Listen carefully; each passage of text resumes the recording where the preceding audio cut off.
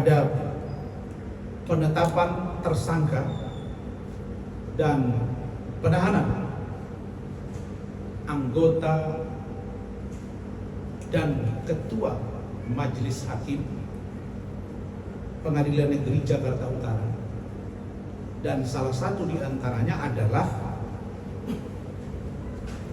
Bapak Muhammad Arif Nurianta yang saat ini menjabat sebagai Ketua Pengadilan Negeri Jakarta Selatan. Jadi aktif ya, aktif. Bukan purnawirawan, belum pensiun. Dan yang bersangkutan tersangka dan ditahan. Bahkan informasi yang saya dapat, sejak tadi malam sampai hari ini ketua majelisnya itu sedang dijemput paksa, dicari karena tidak kunjung datang memenuhi panggilan penyidik di Kejaksaan Agung Republik Indonesia dalam dugaan vonis lepas onslah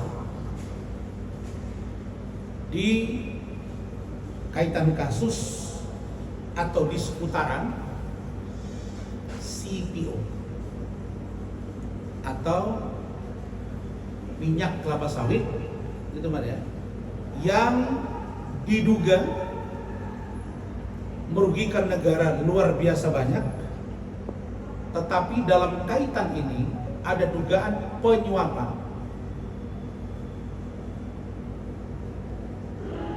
lebih kurang 60 miliar dan ditemukan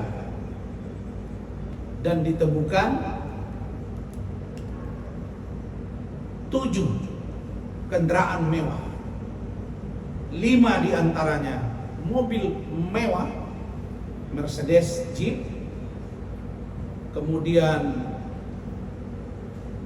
Toyota Lexus, itu semua tahun tinggi karena saya pecinta mobil Sport 2, kemudian Land Cruiser plus 2 mobil.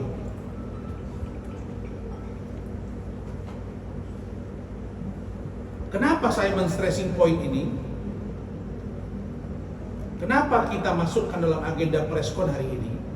Karena banyaknya permintaan dari warga masyarakat, DM, WA, telepon, dan lain sebagainya, yang mengatakan benar yang disampaikan Bang Rasman.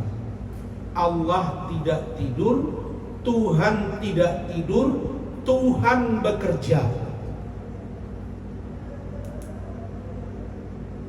Bahkan saya melihat di postingan Ustadz kondang kita, Dr. Dasat Latif, yang kira-kira menyebut yang mulia ternyata maling. Kalau saya men-stressing point dari pernyataan dari Pak Mahfud MD, apakah pantas saat ini kita memanggil para hakim dengan sebutan yang mulia? Kalau mereka tidak berani melakukan introspeksi diri.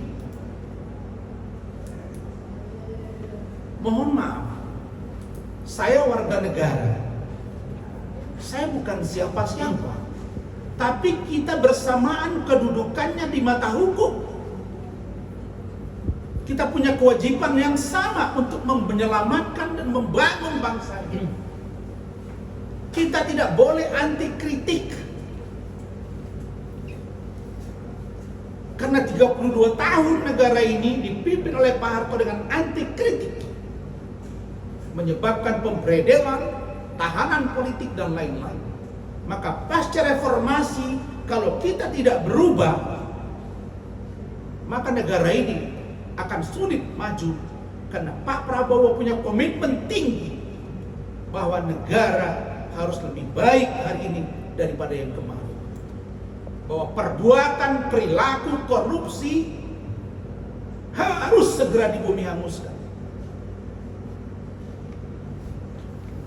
Kalau begitu,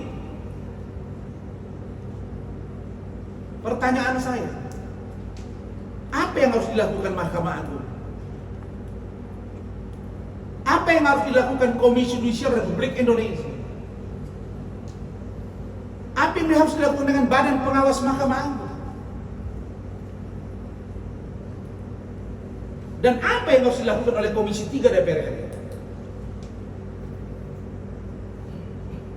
Saya tadi pagi mendapat kiriman postingan rekaman acara Indonesia Lawyers Club di TV One oleh seorang mantan hakim agung yang punya keinginan perbaikan hukum di negara ini.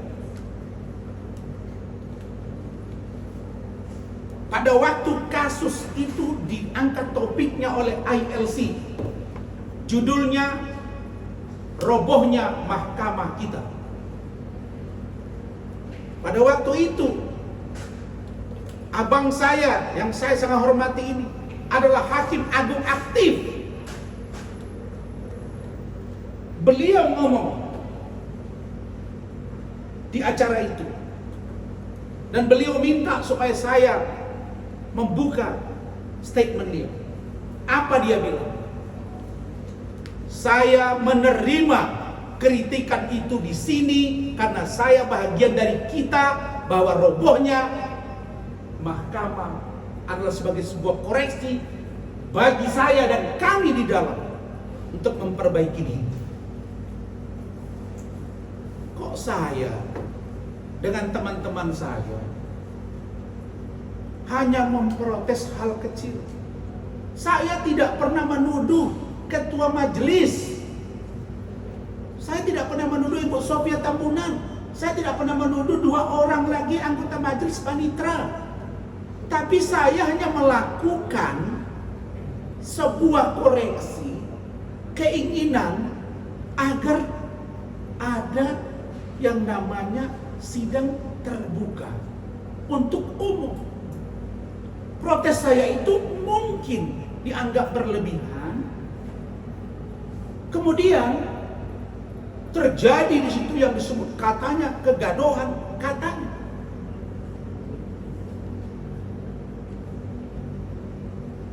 Apa yang saya lakukan itu dan teman saya Firdaus dan kawan-kawan adalah dalam rangka mengingatkan agar jangan sampai terjadi transaksi di ruang-ruang gelap. Itu maksudnya. Ini kita masih